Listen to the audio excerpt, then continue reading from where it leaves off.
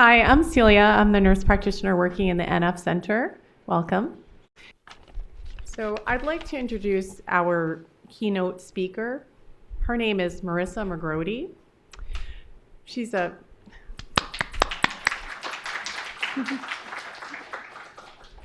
freelance photographer living in New York City. She's had 3 operations so far, but keeps beating the odds with her NF. She is grateful to her loving mother, who passed away in 2016 from melanoma, who raised her with lots of love and courage. And we met her mom, and I can definitely attest to that. She dedicates this day to her loving fiance, Meg Blendolf, her extended family and friends. I also love Meg. She hopes to inspire all of you and the people worldwide with her story. Please extend a warm welcome to Ms. McGrody.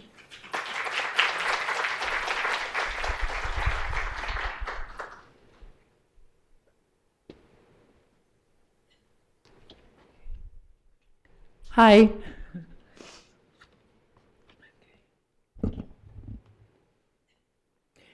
Good afternoon. I'd like to thank Carol and my doctor, Yohei, for having me here today to speak about my NF. But before I begin, I'd like everyone to do a little exercise with me. Close your eyes, everyone. Take a deep breath in. Hold for 4 seconds.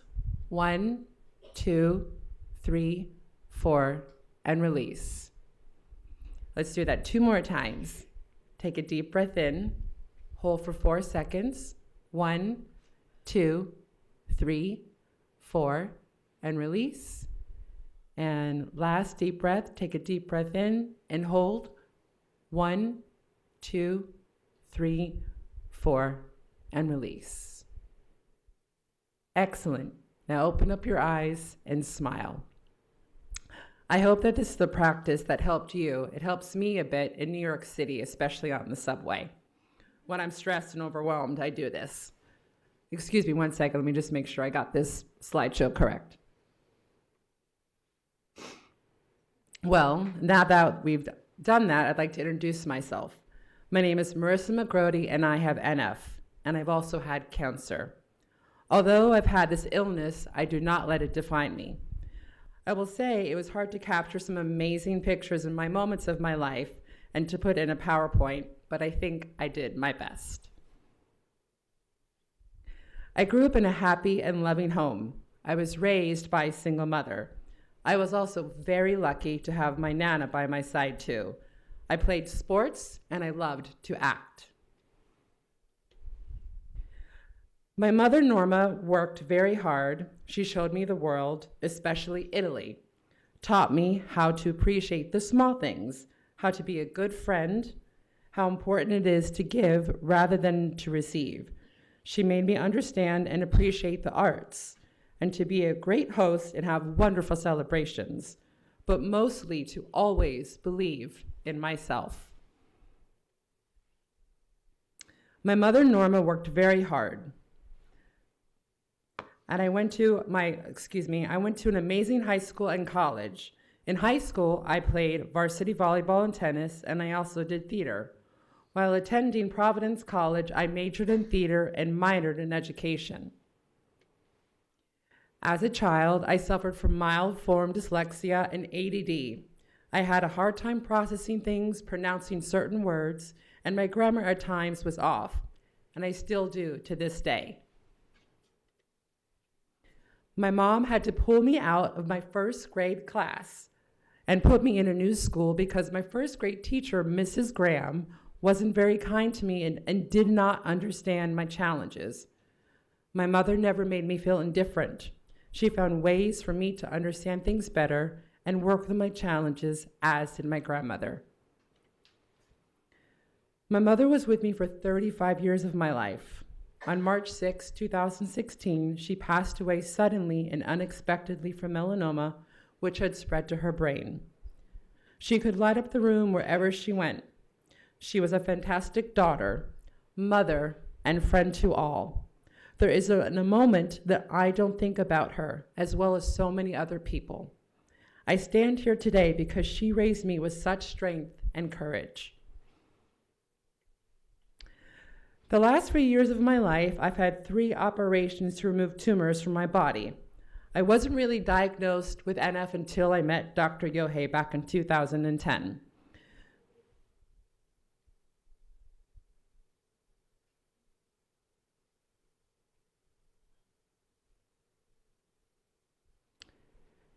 My first surgery was on October 28, 2013. I was a patient at New York Presbyterian, and I had a 3-pound, 2-ounce tumor removed from my right shoulder and armpit area. I was told at the time there was a chance I would lose mobility. When I was out of surgery, my mother said to me, "Squeeze my hand," and I did. In the year of 2015, I was feeling weaker in my right arm and shoulder area. My writing also became weaker, and I was in pain. Shortly after my mother had passed away, I had lost all mobility in my right arm and hand. I had no idea why or what I was going to do.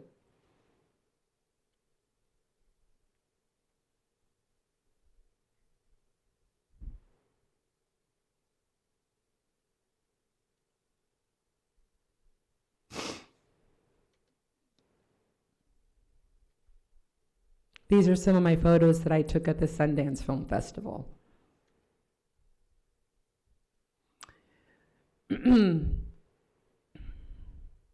I thought to myself, I am a right hand, and I love to play tennis, and I love to cook, and I am a photographer. In July of 2016, I traveled to Guatemala to photograph an after-school program and their community. This was my first experience shooting with just one arm, on a camera that's made for a right hand. I'll admit I was pretty nervous. They don't make cameras for left-handed people, but I found a way to still work. I strapped my camera around my neck and wrapped my left hand around my lens, and I used my left hand and finger to click away.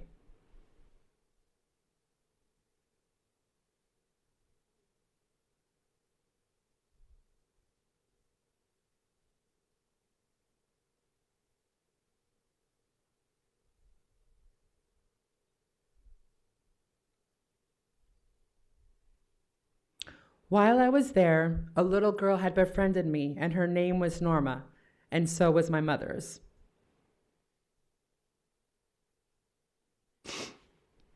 I'm still working as a photographer. This is how I've been working for the last 2 years. One of my biggest accomplishments was capturing and completing the Sundance Film Festival in 2017 with one arm. This past November, I had my first operation here at NYU. I had an acoustic neuroma removed. I know in my heart I would not have been able to got through this if it weren't for my fiance Meg and my incredible extended family. If you are single, you all need to find a partner who showers you for a week because you couldn't stand up straight yet in the shower. She gave me that extra strength that I needed. That is what true love is.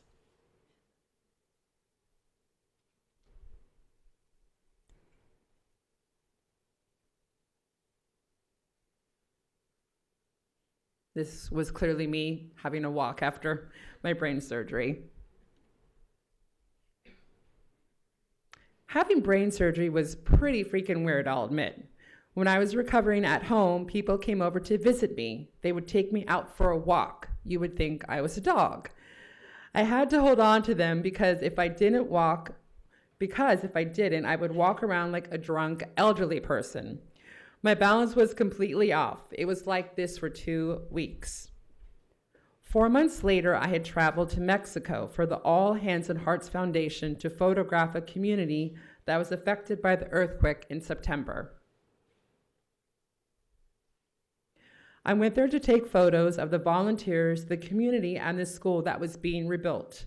I even slept in a tent. This was the first time I slept back in a tent. The last time I did this, I was a child.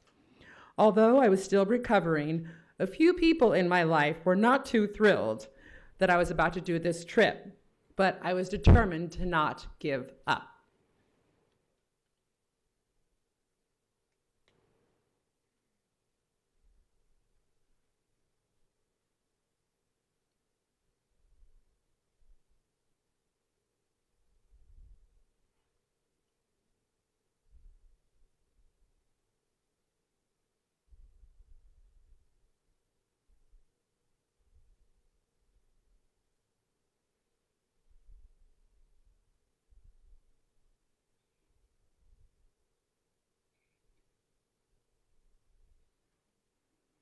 I'm extremely grateful for Dr. Yohei, Celia, Dr. Sharma, Amanda Young, Dr. Rowland, Dr. Golfinos, Jessica Safnik, Dr. Ashantali, Dr. Jennifer Aquino, John Michelson, Dr. Zervos, my OT Clarabelle, and my physical therapist, Jenna DeSimone, and Carol Mitchell. Jenna has been with me for the last 2 years. I don't think of her as my physical therapist, but as my friend. Dr. Yohei has been there since day one, as has Cecilia. They're not just doctors, but my family. They want me better, they want me stronger, they want me healed. Dr. Ashantali is really smart and kind. Dr. Rowland travels to third world countries and helps communities in need with their hearing. He and Dr. Golfinos operate on my brain, and that's pretty crazy to say because you have to be really smart to do something like that. Dr. Sharma recently took out 2 tumors in my right arm and shoulder area. He and Amanda made me laugh, and they made me feel comfortable. And when I need Botox, I'll definitely see Amanda. The care that I have received here the last few years is outstanding. My nurses, the staff that brought me food when I can finally eat, everyone here has the best bedside manner. You're not just staff, nurses, or doctors. You are people, people who care. To say that I feel at home here and to say that I feel comfortable here is a blessing. I don't think you could say that much about hospitals. In August, I also had an operation here. And next month, I'll be having lung surgery with Dr. Zervos to remove a nodule.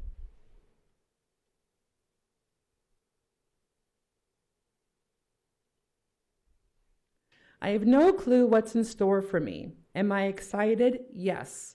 Am I scared? Yes. But I gotta believe that someday there will be a cure. Someday I will be in less pain. And someday we can all kiss NF goodbye. To anyone fighting a battle, whether it's a job, a relationship, grief, cancer, or NF, know in your heart you've got this. I am sending you extra love and light. Know that you are strong and that your scars are your superhero wounds. They make you stronger. They make you more unique. As Leo Taz says, the journey of 1,000 miles begins with one step. I hope that I've inspired you all. The last 2 years for me have not been easy. I have been knocked down, but I keep getting back up. I've been battling grief and my own physical pain, but as Dory says, just keep swimming. We all just got to keep on swimming. Thank you all very much.